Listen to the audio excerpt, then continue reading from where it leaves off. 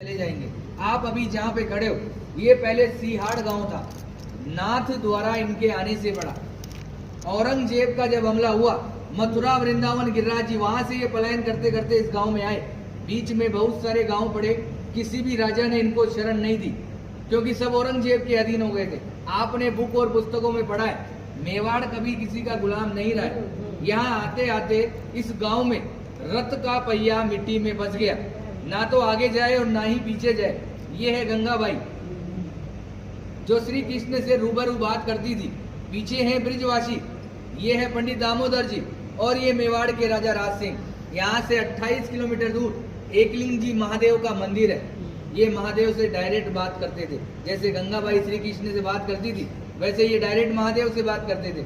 जब इस गांव में रथ का पहिया मिट्टी में फंसा, तो गंगाबाई ने श्री कृष्ण से पूछा, प्रभु क्या लीला है आपकी, ना तो रथ आगे जा रहा है ना पीछे जा रहा है। तो श्री कृष्ण जी का जवाब आया, मैं किसी के कारणवश यहाँ आया हूँ, यहाँ के राजा को बुलाया जाए और मेरे लिए मंदिर का निर्माण किया जाए।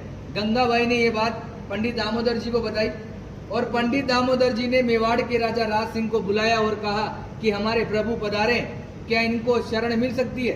तो राजा राज सिंह ने जवाब दिया, मैं मेरे गुरु आराध्य से पूछता हूँ, अगर वो इजाजत देंगे तो मैं मंदिर का निर्माण करवाऊंगा।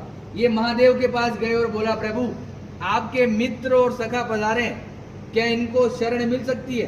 तो भोलेनाथ ने एक सुंदर सा जवाब दिया, मेवाड़ की जनता अगर इसके नखरे उठा ले तो ही इसी को रोकना है, अन्यथा जाने देना है, क्योंकि ये अलग अलग श्रृंगार करता है, 8 समय की झांकियां लेता है और अलग अलग भोग लेता है। घूम फिर के ये बात गंगाबाई के पास आई, और गंगाबाई ने श्री कृष्ण को बताया, प्रभु आपके लिए तो महादेव ऐसा ऐसा बोल रहे हैं। तो इन्होंने भी एक सुंदर सा जवाब दिया कि वो है बोला, नाम से भी बोला है, काम से भी बोला है। उसको तो 2 रुपए की राख लगाकर बैठा दो तो बैठा रहेगा, मगर मेरे नखरे वो जानता है। मैं मेवाड़ की जनता को वचन देता हूँ, मैं यहाँ का जल भी ग्रहण नहीं करूंगा।